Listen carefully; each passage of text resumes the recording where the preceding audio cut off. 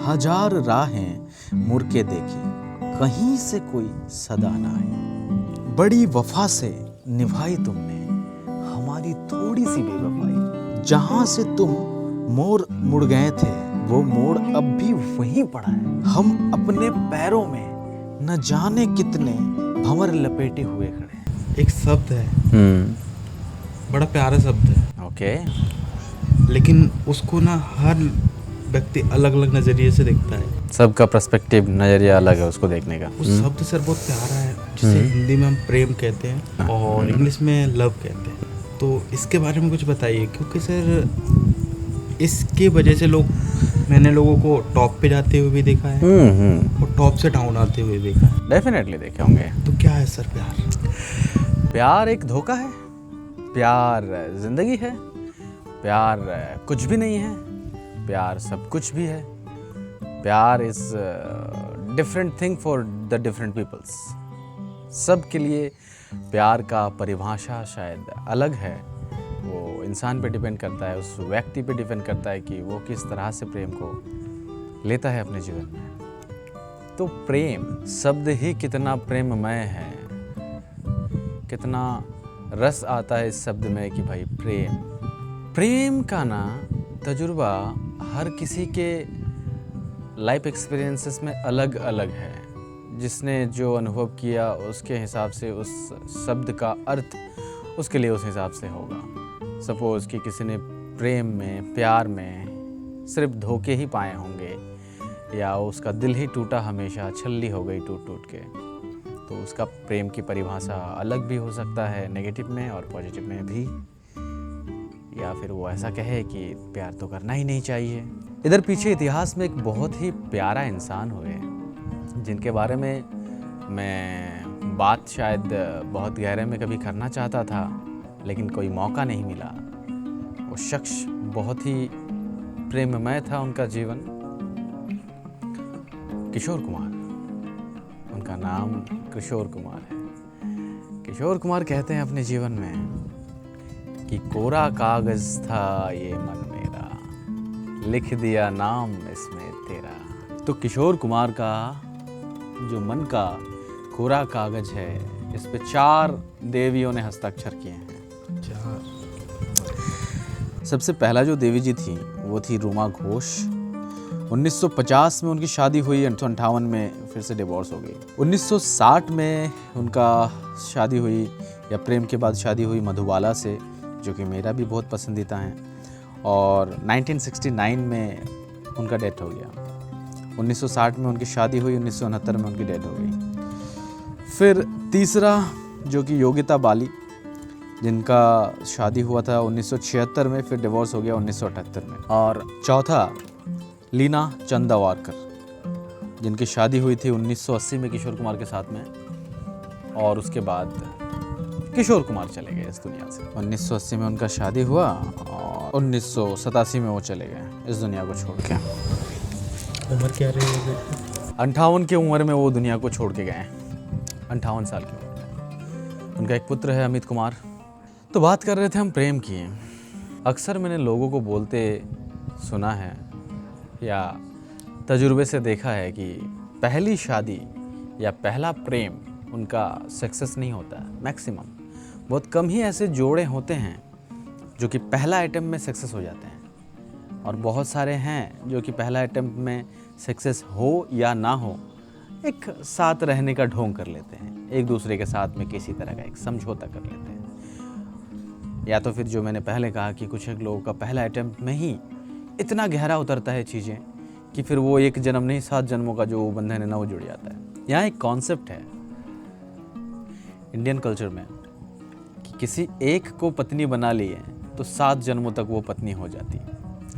देखो, अगर इस बात का गहरे में अर्थ कभी निकाले हम तो निकालेंगे, लेकिन मैं इस बात का जस्ट एक हिंट देता हूँ आपको कि 7 जन्मों का कॉन्सेप्ट लाने का सिर्फ यही मतलब हो सकता है कि ये जो हैं एक दूसरा जो तुमसे अलग हैं वो तुम्हारी हुई या तुम्हारा हुआ 7 जन्मों के लिए। तो 7 जन्म है तो एक दूसरे को इतना अच्छा से बॉन्डेड कर लो, चाह लो, इतना बॉन्डिंग बना लो अच्छा से कि 7 जन्मों तक वो बॉन्डिंग चल सके। जो रिलीजियस लेवल पे कही गई बात है उस पर तुम खरे उतरो, उसको तुम इंश्योर करो।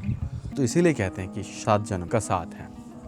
खैर, वास्तविकता तो यही है कि हमें इसी जन्म का अभी तक पता नहीं है ना, कि आगे चल के क्या पता डिवोर्स हो जाएगी। आप 7 जन्मों तक तो बहुत लंबा मालूम पड़ता है फासला। तो प्रेम कभी भी किसी भी कंडीशंस के अकॉर्डिंग नहीं होता, इट्स अनकंडीशनल। प्रेम का मतलब ही है अनकंडीशनल।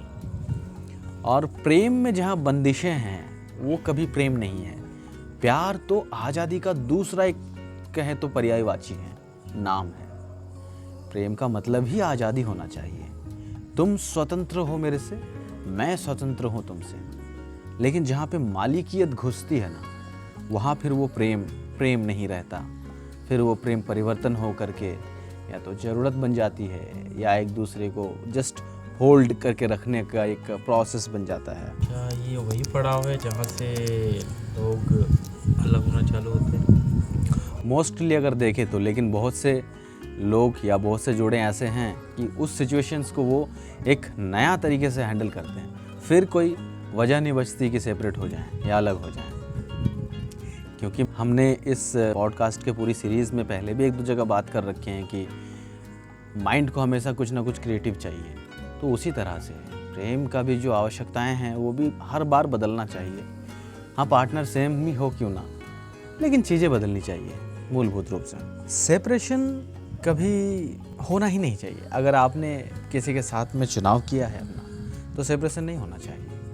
फिर अगर हो गया तो फिर आपका चुनाव में कहीं खामी थी, कुछ पहचानने में एक दूसरे को, या तो आप वो दो रिश्ते को दोनों मिल करके उस रिश्ते को निभाने में कहीं ना कहीं कुछ चूक हो गई। प्रेम के टाइप क्या क्या हैं, या यूँ कहें रिलेशनशिप के टाइप क्या क्या हैं। एक यूँ होता है एक्स्ट्रा मैरिटल अफेयर्स, कॉमन है आज के डेट में। एक होता है लिविंग में रहने वाले प्रेम, जो सब कुछ करने को तैयार लेकिन उस बंधन में नहीं बनने को तैयार। एक तीसरा तरह का होता है जो कि मैरिज लव लाइफ, जो शादी के बाद चलती है। एक होता है कि जो एक पहली नज़र का प्रेम हो जाना, क्रश टाइप से समथिंग, वो किसी के साथ में भी हो सकता है। आज लाइक मैं अपने मतलब अभी तक का क्रश मधुबाला को मानता हूँ, मैं उन्हें बहुत पसंद करता हूँ हर एक रूप में। That was different thing. But किसी का लव होता है, रहता है, लॉन्ग डिस्टेंस रिलेशनशिप में वो मेंटेन होता है। लॉन्ग डिस्टेंस में रहने के बाद में भी वो प्रेम ताज़ा तरीन रहता है, हमेशा नया होता है। तो इतना टाइप ऑफ लव्स हैं जो कि हम पकड़ सकते हैं, हालांकि होंगे तो और भी अनगिनत है। अब लव के कोई कंडीशन नहीं होता, टाइप कैसे हो सकता फिर? ये जो यूथ है ये इतना गुमराह क्यों है प्यार से? आज तो प्यार सीधा कॉन्सेप्चुअली सेक्स पे खड़ा उतर गया ना। आज का अगर हम प्रेम की बात करें तो कहीं ना कहीं at the end result sex ही है। अभी आप देखो ज़रा कि आपके जो स्कूल लाइफ था उस समय जो सीनियर्स थे, या आप भी जब सीनियर हुए तब भी, तो ऐसे लव हैं, लव रिलेशंस हैं जो कि सेक्स तक पहुँचे नहीं, लेकिन वो स्टिल कंटिन्यू है। कहीं ना कहीं चीज़ें बदल गई, एक दूसरे की शादी अलग अलग हो गई, लेकिन एक जो रिलेशन स्टार्ट हुआ था वो आज भी एंड नहीं हुआ है। वो ओपन सोर्स्ड है।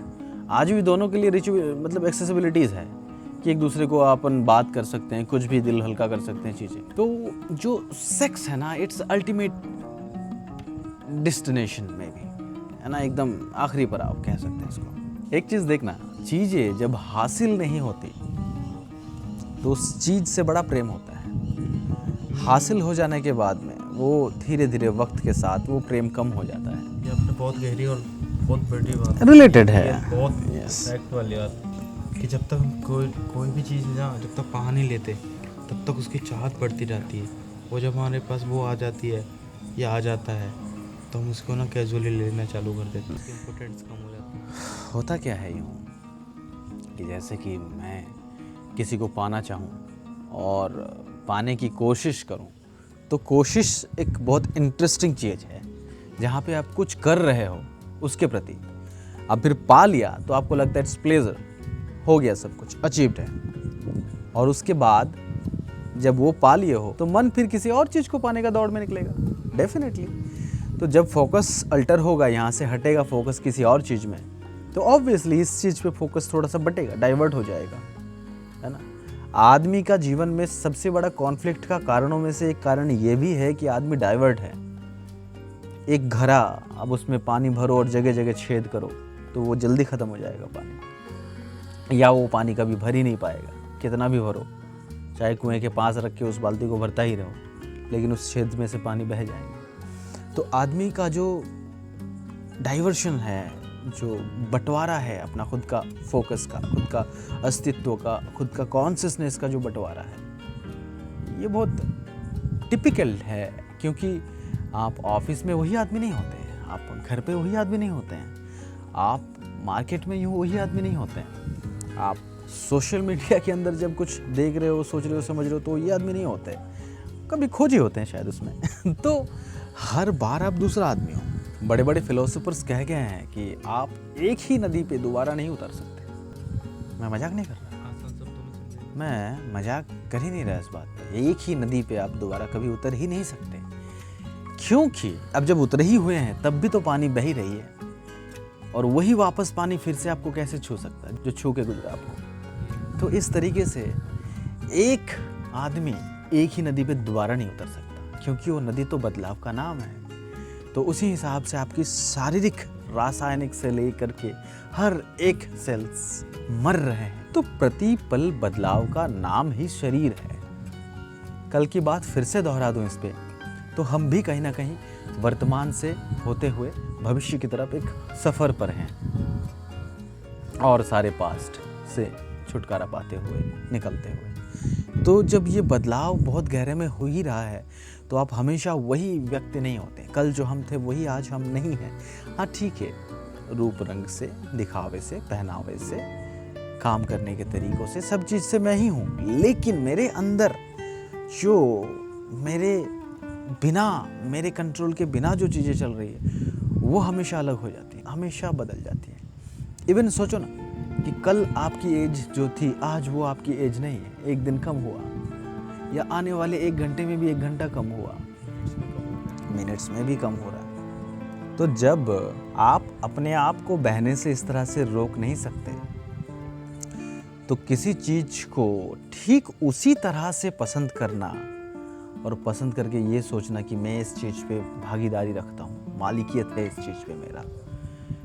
सपोज़ कि एक फ़ोन को यूज़ करते हैं हम, तो उस फ़ोन को हम अपने हिसाब से रखते हैं, कवर अपने हिसाब से चढ़ाते हैं, हम उसे कहते हैं कि तुम मेरे हिसाब से ड्रेस पहनो, साड़ी पहननी है, तुम्हें जीन्स टॉप नहीं पहननी, तुम्हें जीन्स टॉप पहननी है, तुम्हें वो नहीं पहननी, तुम्हें शॉर्ट ड्रेस नहीं पहननी, कैमरे पे मैं इस तरह का प्रोटेक्शन लगाऊंगा, स्क्रीन गार्ड पे मैं ऐसा। तो देखो, इन दोनों चीज़ों में बहुत गहरे फ़र्क हैं, लेकिन आपका जो तरीका है ना, उन दोनों चीज़ में सेम अप्लाई हो रही है कि मेरे हिसाब से। तो मेरे हिसाब से, क्योंकि वो भी तो बदलाव में है। आप कह रहे हो कि नहीं, मैं एक ही नदी पे दोबारा नहीं, 3 बार भी उतरूंगा, 4 बार भी उतरूंगा, नहीं हो सकता ना प्रैक्टिकली। तो बहुत गहरे में ओशो ने भी इस पे बहुत बातें करी हैं, और उन्होंने कहा है कि मालिकियत को छोड़ें, मालिकियत को नहीं पकड़ के चलें, क्योंकि मालिकियत ही है टकराव का कारण। आप उसे ऐसा नहीं कह रहे हैं कि कुछ भी करें, वो तो खैर बात की बात है, लेकिन एक दूसरे को आज़ाद तो रखें। एक ऐसा तो रिश्ता हो जहाँ पे सब कुछ बोली जा सके। अब कितने ही मैं दोस्तों को देखता हूँ, वो शराब पी के जाते हैं शाम को घर, लेकिन कितने उपाय करके, ये कर ली, वो कर ली, ताकि पता ना चले, या कुछ और तरीके का नशा करते हो तो उसको छुपा के जाते हैं। फिर आपका रिश्ता पक्का नहीं है। देखो, हर एक रिश्तों का ना एक मायने होते हैं, अगर देखें तो ज़रा देख लेते हैं। एक माता से पुत्र का रिश्ता जो है, ये एक अलग लेवल का रिश्ता है। यहाँ पे सभी चीज़ें शेयर हो सकती हैं, शारीरिक रूप से, बातों को लेकर के कि मुझे आज ये तकलीफ़ है, या मुझे आज वो खाना है, मुझे ऐसा फील हो रहा है, वीकनेस, ये सब चीज़ें रैंडमली। फादर के साथ में एक अलग रिलेशन है, जहाँ पे आप बात करते हो कि नहीं, मेरे पिताजी, मैं ऐसा सोच रहा था, मेरे मन में ऐसा कुछ चल रहा था, मैं इस तरह का करना चाह रहा था। एक सिस्टर या एक भाई का जो रिलेशन होता है, ब्रदर का, वो भी एक डिफरेंट वे पे होता है कि यार तेरे को ये फैशनेट लगता है क्या, मेरे को तो लग रहा है, तू ये करना चाहेगा क्या, तेरा पर्सपेक्टिव क्या चल रहा है अब तक के एज में, मेरा तो ये चल रहा है। ये इस तरह का परामर्श, एक दोस्त का रिश्ता आता है। बहुत गहरे में इस दोस्त के रिश्ते को समझ लेने लायक है, क्योंकि दोस्त भी प्रेम बन सकता है, लेकिन ये जो रिलेशन इसके बाद से आगे निकलेगा, इसके बाद में हर एक रिलेशन में अल्टर थिंक है। देखो, माता कभी शत्रु नहीं बन सकती, पिता कभी दुश्मन नहीं बन सकता। रेयर में कभी अगर हुआ हो एक आधी एग्जाम्पल तो अलग, उनको छोड़ दें। भाई थोड़ा बहुत चांसेस में बन सकता है, बहन थोड़े बहुत चांसेस में, लेकिन दोस्त एकदम से दुश्मन बन सकता है। या तो बहुत क्लोज होगा। यस, क्योंकि वो दोस्ती ही तब एग्जिस्ट करता है जब उसमें दुश्मनी छुपा होता है। अब सपोज कि इसको अगर एग्जाम्पल पे देने की ज़रूरत है कि नहीं पता नहीं, क्योंकि ये है ही। अभी मान लो ना कि मैं आप बहुत गहरे दोस्त हैं, तीसरा कोई पर्सन एंटर हुआ और उसमें कुछ बातों में बात आ गई, तो आप मेरे बारे में गलत मिसअंडरस्टैंडिंग, बहुत बड़ा इफेक्टेड चीज़ है इसमें, वो हो गई, फिर आप मुझसे बात नहीं, मैं आपसे बात नहीं, कुछ चीज़ें क्लियर नहीं, दैट वाज इस तरह के जो हैं दुश्मनियों का कारण। फिर दो दोस्त के एक छोटी सी कहानी थी, उस कहानी से मैं अगर बात शुरू कर दूँ, उस कहानी में खोपड़ियाँ खुल जाती हैं दो दोस्तों के बीच में। अब ये डिस्कशन कैसा था कि दो दोस्त, दो मित्र ज़रा शराब पी के शाम को कभी छुट्टियों के दिनों में खेत में बैठे बैठे अपना, या कहीं बैठे बैठे ज़मीन पे अपनी बातचीत कर रहे थे। तो एक ने कहा कि भाई मैं तो सोच रहा हूँ खेत खरीद लूँ, तो दूसरा ने कहा कि बहुत बढ़िया, मैं भी सोच रहा हूँ बैल खरीद लूँ। तो उसने कहा तू बैल मत खरीद भाई। तो बोले क्यों? क्योंकि मैं खेत खरीद रहा हूँ। तो बोले कि नहीं, अगर तुम तुम बैल खरीद रहे हो तो खरीदो, उसमें मुझे कोई तकलीफ़ नहीं, मैं तो खेत खरीदूंगा, लेकिन नहीं क्या हो मेरा बैल अगर तेरे खेत में चला जाए। या तो फिर खेत खरीदने वाला ये कह रहा है कि तू बैल मत खरीद भाई, क्योंकि तेरा बैल मेरा खेत में आ जाएगा। तो बोले फिर क्या, फिर तो वो फसल ख़राब कर देंगी, मैं तो उसे भगाऊंगा, पिटूंगा, कुछ भी करूंगा। तो उसने कहा कि फिर मैं ऐसे थोड़ी छोड़ दूंगा। तो बोले अच्छा, तो ये रही मेरी खेत। ज़मीन पे एक लकीर खींच के बता दी कि ये रही मेरी खेत, अब इसमें कोई बैल घुसा के बताए। अब अगला भी भाई पिए हुए हैं, शाम का मौसम, दोनों जोशीले नौजवान, अब क्या है वो उंगलियां घुसाते हुए उस लकीर के अंदर कि ये घुसी मेरी बैल।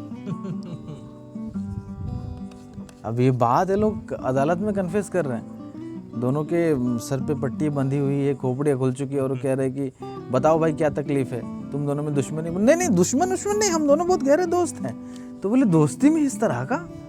तो फिर वो बताते हैं कि ऐसा ऐसा कुछ हुआ। बताओ, तो ये भी एक छोटा सा कहानी है। तो दोस्त से आगे जो रिश्ता जाता है फिर अनुभव में, वो जाता है पति का या पत्नी का, पति पत्नी का या प्रेमिक प्रेमिका का, इस तरह का कोई रिलेशन। तो ये रिलेशन का क्या मतलब है? ये रिलेशन वो है कि अब शादी का जो उम्र है ना, वो मिड एज से थोड़ा सा पहले इसीलिए रखा गया ताकि आपके पास में ना सूझबूझ आने के बाद में एक लॉन्ग टाइम रहे स्पेंड करने के लिए। स्टार्टिंग से ही कर दिया था तो आप कुछ सोच नहीं पाते, चुनाव ही नहीं कर पाते। तो यहाँ पे चुनाव करना है बहुत सटीक पार्टनर की। देखो, कभी भी ना कोई ये चीज़ें मैटर नहीं करती कि कुंडलियाँ मिलाई जाए, कोई मांगलिक दोष, ये वो, खैर होते नहीं होते चीज़ों को मानने की ज़रूरत नहीं। लेकिन अगर यूथ की बात करें, जो कि उनका सिलेक्शन है, कि मन मिलना चाहिए, है ना, मन मतलब एक मत हो जाना। अब ये बात भी है कि दो फटे हुए जीन्स को, मेरे एक बहुत अच्छे मित्र ने कभी मुझे एग्जाम्पल से समझाया था, जब मैं इस तरह का रिलेशन एक्सपीरियंस कर रहा था तब, ठीक, कि दो फटे हुए जीन्स के कपड़ों को अगर एक ही जगह रखें तो छेद दिख जाएगी, और अगर दोनों जीन्स के कपड़ों में छेद जो है ना वो अलग अलग जगहों पे होगी तो रैंडमली एक दूसरे को वो छिपा लेंगे। तो ये बहुत गहरा चीज़ कही उन्होंने, समझ लेने जैसा है कि सही बात है कि अब मुझ में जो एबिलिटीज़ है मेरे पार्टनर में वो शायद कम है, और जो मेरे में कम है उसके अंदर में वो ज़्यादा है एबिलिटीज़, चाहे स्पेशलिटीज़, चाहे खूबियाँ, चाहे कोई चीज़। तो क्या होता ना कि जहाँ पे मैं डाउन हूँ वहाँ पे वो उस चीज़ को कवर अप करे, जहाँ पे वो डाउन है वहाँ पे मैं उसको कवर अप करूँ।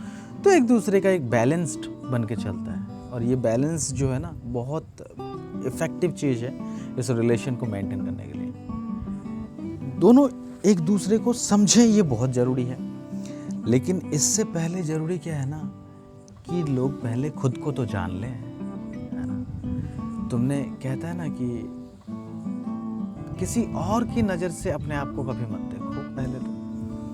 और तुमने पूरी दुनिया को बहुत देख ली, अब एक बार अपने आप को देख लो। ये बात कहें तो इसमें क्या है ना, अगर तुम प्रेम देने के लायक नहीं तो तुम्हें प्रेम मिल नहीं सकता। और कोई रिलेशन ऐसा होता है शादियों में, प्रेम में बहुत से रिलेशन ऐसे होते हैं शायद, जो कि दोनों ही लेने की बात कर रहे हैं। तो जब दोनों ही लेने की बात करेंगे तो देने वाला तो कोई नहीं है ना, तो यहाँ पे झगड़ा। अब जैसे कि कैसा होता है, सपोज इन रिलेशन में एक्सपेक्टेशन इज द जहर, द पॉइजन। मैं इस चीज़ को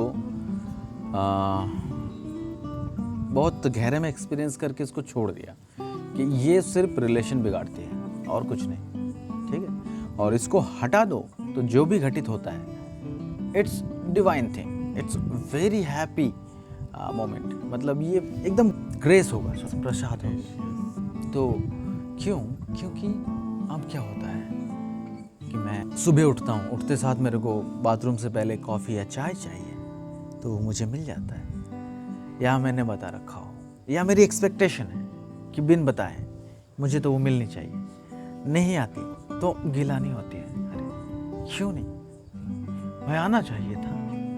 मतलब ऐसा सोचो कि उधर से भी एक तरह का एक्सपेक्टेशन है कि तुम शनिवार को से कहीं बाहर खिलाने लेके जाओ, लेकिन तुम ये कर नहीं पा रहे हो क्योंकि तुम्हारे पास में इस वीकेंड में करने को बहुत सारे काम है ऑफिस की तरफ से। तो कुछ क्लियर नहीं हो रहा, चीज़ें बन रही हैं।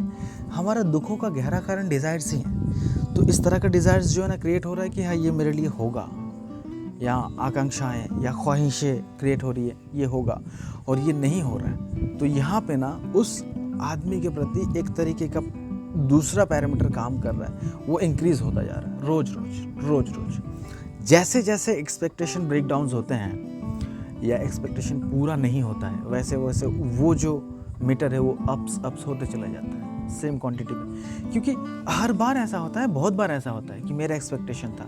इवन दो इन सेक्स ऑल्सो, अगर मैं खुल के ही बात करूं इसमें, तो भी हम एक दूसरे का प्लेजर को कभी नहीं समझते हैं सेक्स में। मे बी मेल आर ज़्यादा मोर देन एग्रेसिव इसमें कि हाँ भाई मुझे तो अब एक रूटीन पूरा करना है। It is not like this.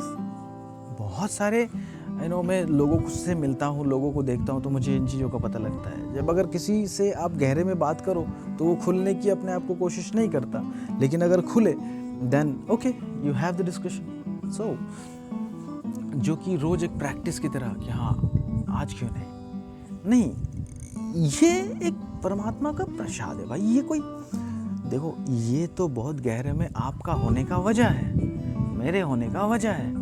ये प्रेमपूर्ण चीज़ नहीं होती, ये क्रियाएं नहीं होता, तो हम आप कहाँ से होते हैं। यहाँ पे भी सेटिस्फेक्शन नहीं देखते लोग। पार्टनर है तो दोनों में गहरा प्यार है, कोई एक वजह से वो दोनों के बीच में अनबन हो जाती है या एक दूसरे से बात नहीं करते, तो उस कंडीशन में क्या करना चाहिए। दोनों गलत नहीं है, दोनों को प्यार गहरा है, दोनों ऐसे बोलते हैं अनकंडीशनल फेथ है, लव है, बट कुछ बीच में ऐसा एक छोटी सी बात को लेकर अनबन होगी मान लो, उसको कैसे सॉल्व करें। हम इंसान जो है ना वो हमारे टाइम स्टेज के एक वर्सटाइल एक्टर हैं, राइट। हम हमेशा रोल प्ले कर रहे हैं, कभी पिता का, कभी बेटे का, कभी भाई का, कभी बॉस का, कभी सीनियर का, कभी जूनियर का, एवरीवेयर, कभी हस्बैंड का, कभी वाइफ का। सो यहाँ पे हमें रोल प्ले करना चाहिए। अच्छा एक बात हो गई मान लो अनबन, सपोज मेरा बहुत छोटा सा एग्जांपल रहेगा ये कि एक बात हो गई अनबन में। अब दोनों उसको क्लियर कैसे कर रहे हैं कि मैं तुम्हारे उस बात से ज़रा इस तरह का खपा हूँ, दैट्स प्लेइंग यार। देखो बात कर तभी जाके चीज़ें होगी। देन उधर से भी रिप्लाई आ रहा है, हाँ तो गलती तो आपकी ही थी। अब इधर से हाँ ठीक है, होता नहीं है क्या, इंसान हो, गलती तो होता ही रहेगा ना, तो दोनों को समझ लेने की बात है। तो यही सबसे बड़ा प्रॉब्लम है। देखो होता क्या है, झुकना नहीं झुकना इंसान का कहीं ना कहीं फितरत है। ये वो झुकना पसंद नहीं करते हैं सभी के सामने। आप अगर कोई झुक के आपको प्रणाम कर भी रहा हो तो भी समझना बात कुछ और है। अरे हम तो आपके चरणों के धूल दास, तो फिर सोचो वो अपने आप को बहुत बड़ा बना रहा है वहाँ पे। या इट्स एथिकली वो अपने आप को बहुत बड़ा कंसिडर कर रहा है। तो झुकना हमारा स्वभाव नहीं है। तो इसमें होता है ना, बहुत से रिलेशन में ये होता है, या इस चीज़ को बहुत लंबे टाइम तक, लॉन्ग टर्म तक खींचा जा सकता है कि नहीं झुके, ना हम ना तुम। मतलब एक संगीत, एक गीत है, बहुत अच्छा मुझे लगता है वो। तो गीत के 2 लाइन ऐसे हैं कि जैसे हजार राहें मुड़ के देखी, कहीं से कोई सदा ना आई, बड़ी वफा से निभाई तुमने हमारी थोड़ी सी बेवफाई, जहाँ से तुम मोड़ मुड़ गए थे वो मोड़ अब भी वहीं पड़ा है, बात अभी भी वहीं अटका है। चीज़ें जस्ट क्लियर करने का देरी है, लेकिन हम अपने पैरों में न जाने कितने भंवर लपेटे हुए खड़े हैं कि वो मोड़ तो अब भी वहीं है, लेकिन हम नहीं जा सकते क्योंकि पैरों में अपने भंवर लपेटे हुए हैं। लेकिन तुम तो आ सकते हो, तो तुम आओ, क्योंकि जहाँ से तुमने छोड़ा था अब भी वहीं पड़ी हुई है चीज़ें। अब आगे कह रहे हैं कि कहीं किसी रोज यूं भी होता, हमारी हालत तुम्हारी होती। कभी ऐसा भी हुआ हो या हो, जो मैं महसूस कर रही हूँ या कर रहा हूँ वो तुम भी महसूस कर रही हो या कर रहे हो। कहीं किसी रोज यूं भी हो कि हमारी हालत तुम्हारी होती। जो रातें हमने गुजारी मर के, जो रातें हमने गुजारी मर के, वो रातें तुमने गुजारी होती।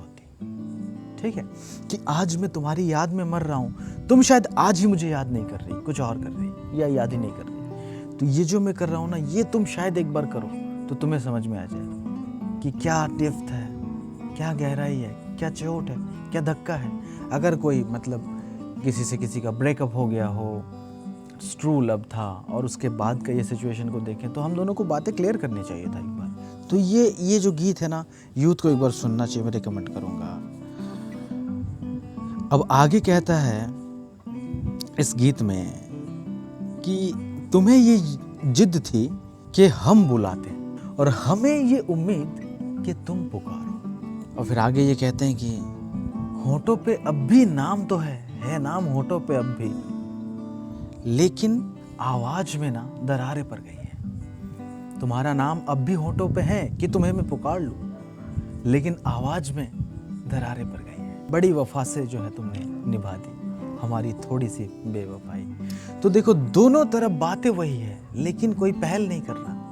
ये सबसे बड़ा चीज़ है, स्टेप लेना, पहल करना, झुकना, ये सारी चीज़ें उस तरह से नहीं देखने का जिस तरह से है, या एक हम सोचते समझते आए हैं। कोई भी सरेंडर कर सकता है, मैं गलत हूँ या ना हूँ अलग चीज़ है, लेकिन हाँ, मुझे एक बार आगे होके तुमसे बात करने में क्या तकलीफ है, कर लेनी चाहिए। क्या पता ज़िंदगी के बहुत सारे, मतलब सोचो, ऐसे रिश्तों को तो क्लोज ही करना चाहिए पूरी तरह से। ऐसा मौका हर किसी को नहीं मिलता, क्योंकि कोई अपना मौत को प्रिडिक्ट करके नहीं चलता कि सबसे वो माफ़ी मांग सके जाते हुए, और आखिरी वक्त पे आप पछताओगे कि काश हमने माफ़ी मांग ली होती या बात कर ली होती तो बात साफ थी। कोई देखो, सबसे गहरे में लेके एक चीज़ चलना जीवन के अंदर बहुत कठिन है और आसान भी, कि अपने लिए किसी के मन में कोई गलतफहमी मत पलने देना। अगर आपको बहुत गहरे में पता है किसी भी तरीके से कि कोई आदमी या कोई औरत या कुछ भी, कोई रिलेशन में कोई कहीं पे कुछ गलतफहमी है, उसको क्लियर कर देना चाहिए एट ए टाइम, उसी वक्त। क्योंकि अगर वो क्लियर ना किया जाए, देन उधर भी एक चीज़ आपके लिए अलग से एक पोर्टल बन रही है उस यूनिवर्स में, और इस यूनिवर्स में तो है ही जो है। तो इस तरह से सोचो, 10 लोग होंगे जो कहीं ना कहीं एक सिमिलर से ऑडिबल, ये फॉलोअर्स हैं, डिफरेंट वाला फॉलोअर्स, लाइक नेगेटिव फॉलोअर्स, कि वो आपका बारे में गलत ही सोच रहा है कहीं ना कहीं। मान लो 20 लोग सोचने वाला है या 24 लोग सोचने वाला है, तो हर घंटे कोई ना कोई सोच रहा है। तो आपका जो इधर का पोर्टल है वो इम्पैक्टेड हो जाएगा कहीं ना कहीं, क्योंकि क्वांटम लेवल पे सारी चीज़ें इंटरलिंक। तो प्रेम को क्वांटम में उतरना पड़ेगा, एक दूसरे को समझना पड़ेगा। That's maybe the love will come, true love as not. So this is, हाँ,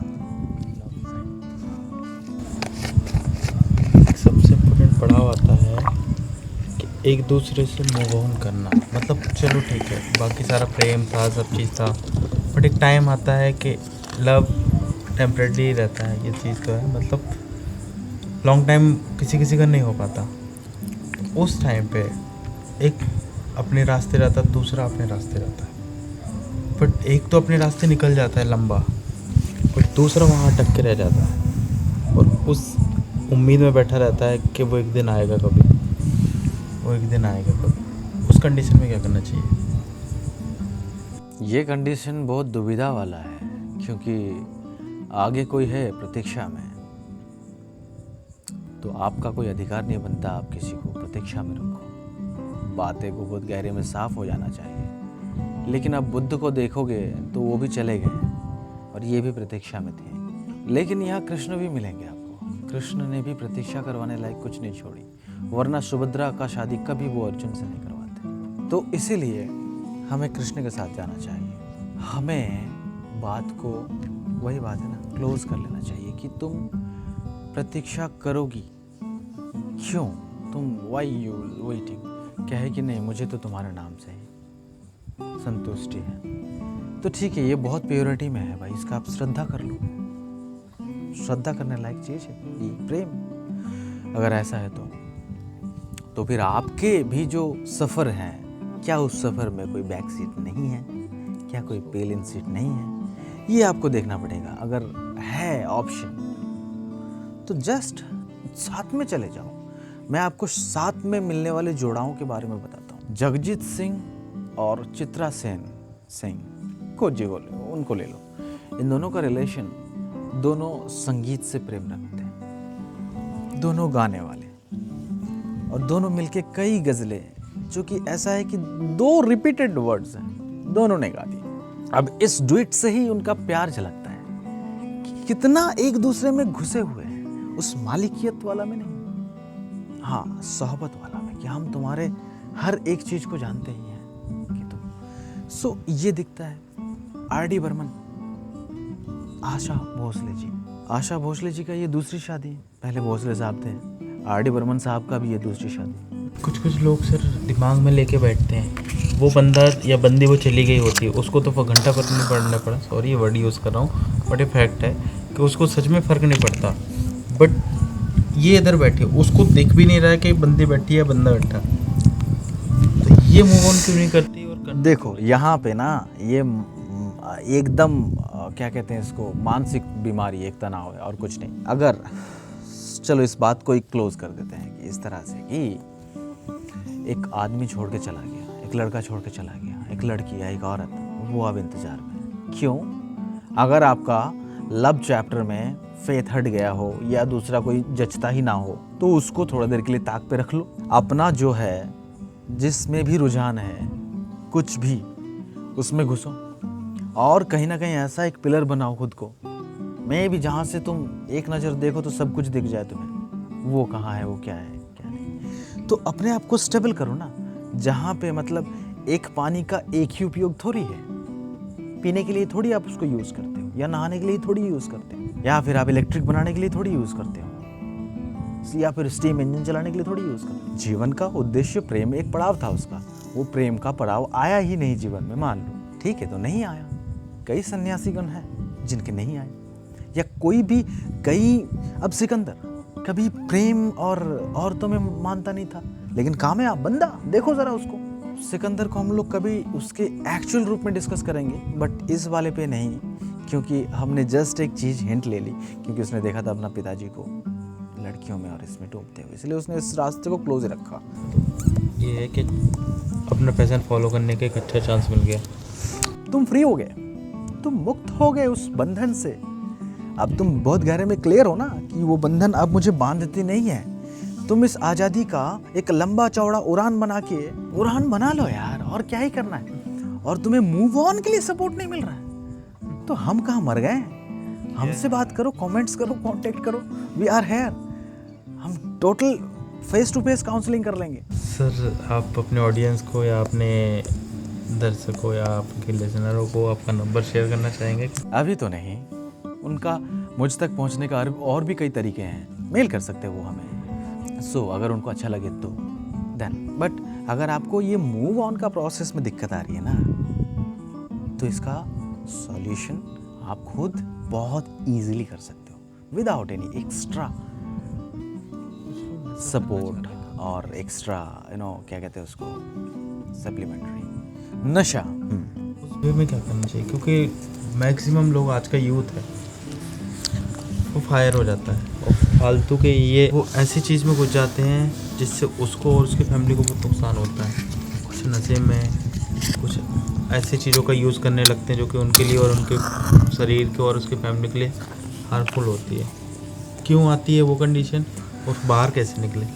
बहुत ही हार्मफुल है ये चीज़ें। नशा करने के बहुत अलग अलग तरीके हैं या बहुत अलग अलग कारणों से लोग नशा करते हैं। सबसे बड़ी बात है इस चेतना को जगाने में हमारे बंदर पूर्वजों से लेकर के अब तक के लोगों ने कितनी सारी कुर्बानियाँ दी हैं और हम चाहते हैं कि नहीं इसे बेहोश कर दें। आज का डेट में सबसे विकसित चीज़ इंसान का दिमाग ही है और लोग उसी से सबसे ज़्यादा परेशान हैं। और नशा सिर्फ ये काम करती है, इसमें चीज़ों को ऑल्टर कर देती है, एकदम के लिए इस कॉन्शियसनेस को मैनिपुलेट कर देती है। हर तरह का नशा कोई भी करते हो आप, क्योंकि सबसे सेंसिटिव पार्ट, सबसे कॉन्शियस पार्ट ही दिमाग है। अब उसी जगह चोट पहुंचती है। शराब में भी लोग हाथ पैर में चोट लगे, कट जाए, फट जाए, कुछ असर नहीं, कुछ फ़र्क नहीं, कुछ याद नहीं, फिर बाद में पता चलता है। तो ये नशा करने का कंडीशन ये है कि शरीर को एक तरह का बेहोशी देना। तो आपको क्या लगता है कि सिर्फ नशा ही एक तरीका है बेहोश करने के लिए खुद को? बहुत गहरा मेडिटेशन करने वाले लोग तो कहते हैं कि 24 घंटा नशा में ही होते हैं। उनका एक अलग नशा है, इस जीवन के प्रति एक नशा है जो किसी दूसरी चीज से नहीं होती। जैसे कि आपने देखा है कल कल का नाद होता हुआ वो झरने, वो साउंड क्रिएटेड नहीं है, वो साउंड नेचुरल है, वो बहने की ही आवाज है। तो इस तरह का चीज अगर जीवन में फलित हो सके, क्रांति लाना पड़ेगा पहले तो, उससे पहले तो मुमकिन ही नहीं है। लेकिन ये भी एक स्टेट है जहाँ पे कोई भी नशा, इवन तो सोचो कि महावीर जैसे लोगों ने तो वस्त्र भी त्याग दिए ऐसे स्टेट पे आके। तो मैं ऐसा नहीं कह रहा कि आप वस्त्र त्याग करके खड़े हो जाओगे, नॉट लाइक दिस, बट यहाँ पे क्या है ना कि हम नशा को बहुत गहरे में समझ लें, एक बार देख लें नजदीक से, तो घिन आ जाए, तो बात ही खत्म हो जाए। शरीर देखते हो, थोड़ा फासले से देखो, सुंदर मालूम हो। थोड़ा फासले से चीजें बहुत ज्यादा सुंदर होती। नजदीक जाते हो तो थोड़ा बहुत चीजें साफ होती कि ना ऐसा ही तो है। फिर ज्यादा नजदीक जाते हो तो और ज्यादा क्लियर होता है। अब भी कुछ नहीं हो पा रहा तो अब माइक्रोस्कोप लेवल पे जाके देख लो, the blood cells, the muscles, क्या है? कीटाणु, चलता हुआ चीजें, मांस के लोथड़े, और कुछ नहीं। तो नशा को भी ना परत दर परत, तोड़ तोड़ के अगर कोई देखे व्हाट इट इज, क्या है ये वास्तव में, तो नशा छूट जाए। गुस्सा छोड़ना चाहते हो तो गुस्सा छोड़ने का एक आसान तरीका जागे हुए लोगों ने बताया है कि ये गुस्सा को देख लो। गुस्सा आया, लेकिन गुस्सा तुम देखते हो तब जब कुछ हो जाता है, जब खेत में बैल घुस जाती है, खोपड़ियाँ खुल जाती है, उसके बाद दिखता है अदालत पे कि अरे यार गुस्सा हो गया। उससे पहले अगर देख लो कि नहीं ये गुस्सा हो रहा है तो गुस्सा दोबारा ना हो। तंदूर कांड जैसी चीज हुई प्रेम के अंदर में, अगर हम बात करें तो ऐसा भी प्रेम देख लो अब यहाँ पे कि जिसे आप प्रेम करते थे उसे ही काट के पीस जला रहे हो तंदूर में। नैना शानी वाली जो केस थी तंदूर कांड के नाम से जाना जाता, तो प्रेम ही तो था कि दोनों को। अब देखो यहाँ पे इस कहानी को हम समझे ना, इट वॉज वेरी इफेक्टिव। तो 2 जुलाई 1995 का इंसिडेंट है। सुनील शर्मा कांग्रेस का एक अच्छा यूथ कांग्रेस का लीडर में भी उस समय, और नैना सानी करके एक थी, वो बहुत गहरे में ना उन पायलट बनना बहुत शौक था उनका, बहुत पसंद था उनको, पैशन। तो इस तरह का ऊंचे ख्वाब रखने वाली लड़की और ये एक सुनील शर्मा, इनके साथ में दोनों का अफेयर होता है। तो दोनों एक दिल्ली में रहते हैं, ये एक दूसरे को प्रेम करते हैं, साथ रहते हैं दिल्ली में एक फ्लैट लेकर के, बट शादी नहीं करते, ओपन रिलेशन नहीं करते, शादी नहीं करते। ठीक है, उनकी मौज। अब ये थी कि किसी से बात करती थी फ़ोन पे, कोई कॉलेज का दोस्त जो कि शायद आउट ऑफ कंट्री भेजने में थोड़ा सपोर्टिव थे। ऐसे करते हुए किसी को भी अच्छा नहीं लगता ना। फिर मैं कहता हूँ ना जो मालिकियत कि तुम मेरी गुड़िया हो तो तुम तुम मेरे हिसाब से ही नाचो, चाहे इंस्टा पे, चाहे सॉरी माफ़ करना, तो मेरे हिसाब से ही नाचोगी। ऐसा इंसान बहुत खतरनाक, इवन खुद के साथ में अगला का भी ज़िंदगी बर्बाद करने वाला इंसान है ये। ऐसा इंसान जो कि चाहते कि नहीं मेरे हिसाब से होगी चीज़ें। मैं तो कहता हूँ कि इन रिश्तों में ज़रा बच के, ज़रा संभल के। ऐसे में फिर हस्बैंड या तो साथ में रहने वाला पार्टनर कुछ टैक्टिस लगाता है रोज़ रोज़, जैसे कि इसका घर में आते ही तुरंत रीडायल बटन दबाना कि फ़ोन पे किससे बात चल रहा था, मोबाइल फ़ोन नहीं, टेलीफोन से उस समय, या फिर देखना करना, ये इस तरह की चीज़ें। तो उस शाम को हुआ क्या, नैना सानी अपनी विस्की लेके शायद पी रही थी, विस्की लेके अपना हॉल में पी रही थी और तुरंत फिर रूम पे चले जाती। जब ये सुनील शर्मा एंटर होता है तो फिर ये अपना जाके रूम के अंदर में रीडायल बटन दबाता है। देन उधर से हेलो हेलो की आवाज़, ये पहचान जाता है कौन है, अगला बंदा कुछ सलीम करके कुछ कोई था वो, तो वही है। तो कहता है कि तुझे कहा है फ़ोन मत कर, ये वो, ये बहुत सारी चीज़ें अनबन हो जाती है, थोड़ी सी गुस्सा एकदम 7वें आसमान पे। वो आदमी ही नहीं है, वो व्यक्ति ही नहीं है। और उसके बाद फिर तुरंत अपना ड्रॉर में से रिवॉल्वर निकालता है, 2-3 शूट शायद करता है, एक एसी में लगती है, 2 इसको लगती है नैना सानी को, और मर जाती है तुरंत वहीं पे वो। और उसके बाद में फिर ये बंदा अपनी मारुति 800 कार में उसको रैप करता है, रैप करके डिक्की में डाल के पूरा दिल्ली घूमता रहता है, क्या करना है, कहाँ करना है। और उस दिन शायद कुछ चलता रहता है, ऐसा कुछ पॉलिटिकल इवेंट्स वगैरह, जिसके चलते बहुत सारी नाकाबंदी हो रखी होती है, तो इधर से भी नहीं जा सकता, उधर से भी नहीं जा सकता। तो करीब शायद शाम के 7 या 8 बजे उसको ख्याल आता है कि मेरा एक रेस्टोरेंट है, तो वहाँ पे उस रेस्टोरेंट का नाम था, मैं भूल रहा हूँ, बट वहाँ पे जाके फिर ये कहता है अपना मैनेजर से कि भाई तुम एक काम करो, जितने भी लोग हैं, गेस्ट हैं या आए हुए हैं खाने को, सबको कह दो कि जल्दी जल्दी करके क्लोज़ कर दे, रेस्टोरेंट बंद हो चुकी है, और स्टाफ को बोलो कि आज ये बाहर खाना खा ले कहीं पे, छुट्टी हो गई सबकी। देन उसके बाद में वो कहते हैं ठीक है, कुछ खास इवेंट है, कुछ है, तो कहते हैं ना मैं तुम्हें बाद में बताऊंगा, चलो। तो ये हो जाने के बाद कहते हैं आओ मेरे साथ गाड़ी पे। तो एक लाश निकलती है गाड़ी से और उसको वो लेके जाते हैं। तो कहते हैं कौन है साहब, क्या मेरी पत्नी है, मेरे साथ रहती थी। तो फिर उसको ले जाता है किचन के अंदर में, भट्टी के पास, तंदूर के पास, और उसमें अच्छे से घी वगैरह लगाता है, पीस पीस काटता है उन्हें, है ना, 2-3 पीस में, और घी वगैरह लगाता है। हाँ, एक मैनेजर ही था, बाकी सबको तो छुट्टी दे दी ना कि जाओ बाहर खा लो, रेस्टोरेंट क्लोज हो चुकी है, छुट्टी हो गई। तो मैनेजर है एक, और ये एक सुनील बंदा, तो ये दोनों मिलके काट रहा है पीस पीस, घी लगा रहा है मस्त, और तंदूर पे डाले जा रहा है। अब देखो, इंसान का जलने का एक अलग तरीके का स्मेल होता है। तो पीछे उसके दीवार से लग के कोई एक हवलदार खड़ा था, वहाँ पे एक औरत भी थी। हवलदार का मानना पड़ेगा, उसके बहादुरी है, और उस औरत का भी। तो कहता है कि तू जाके देख, कुछ कर रहे हैं लोग, ये गलत है मेरे को लगता है। तो हवलदार कहता है कि चलो ठीक है, क्या है देखें जाके। तो जाके अंदर जाते कहते कि क्या कुछ चल रहा है यहाँ पे, क्या कुछ जल रहा है, देखना है मुझे। तो मैनेजर कहता है कि ना ये मेरे जो साहब हैं वो कांग्रेस, यूथ कांग्रेस के लीडर हैं, उनकी कुछ पोस्टर्स वगैरह जला रहे हैं पुराने। नहीं ये दुर्गंध जो है अलग तरीके का। क्या नहीं ये तुम जाओ, साहब को पता चलेगा तुम्हारी नौकरी खतरे में, पॉलिटिशियन है साहब। तो चला गया। दैन उसके बाद में उस जो सब्जी बेचने वाली औरत थी, वो कहता है कि नहीं पक्का तो भी कुछ तो भी चल रहा है, तू जाके देख ले, है ना, ये वो। तो उसके बाद में ये साजिद मतलब अपना सूझबूझ से काम लेते हुए दीवार फान के जाके देखता है क्या चल रहा है, नहीं चल रहा। टांग मिलता है इनको शायद 1-2 ऐसा कुछ, और तब तक तो वो सुनील बंदा फरार हो जाता है। फिर पकड़ा तो जाता है, गुजरात से पकड़ा जाता है, चुप कहीं अहमदाबाद वगैरह में चुप बताया कि फिर उसके जीवन की एक अच्छा खासा लंबा टाइम बर्बाद। और उससे पूछो अभी कि तकलीफ क्या है, तो कहता है वो 10 मिनट। ये कारण सिर्फ 10 मिनट का ही था, ये पूरा खेल सिर्फ 10 मिनट का ही था। तो ये 10 मिनट ज़रा संभल के, बेहोशी, नशा और ये चीज़ें और एक दूसरे के प्रति ऐसा हो जाना, they all are very brutal. बहुत सारे केसेस हैं ऐसे डिस्कवर करें तो। बट ऐसा नहीं है सेपरेट। अब अगर रिश्ता नहीं चलने लायक है तो उसे छोड़ देना चाहिए। लाश को ढोने से बदबू फैलती है और कुछ नहीं होता।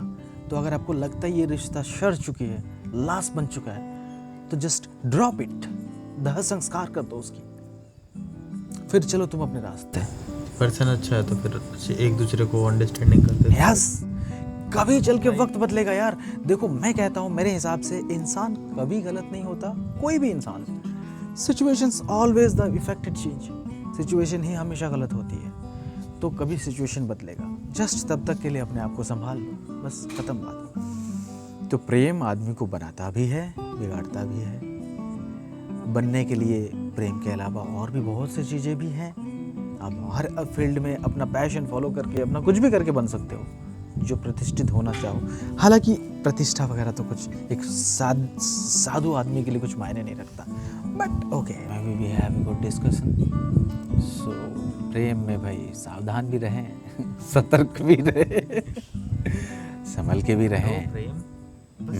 और आखिर में एक मैसेज, एक संदेश जो कि बहुत ही महान आदमी ने कहा है, प्रेम में पढ़ना नहीं है, don't fall in love, rise in love. प्यार में तुम गिरो मत, तुम उठो, तुम बढ़ो, don't fall in love, rise in love. So guys, just rise your love and rise in love. So good night.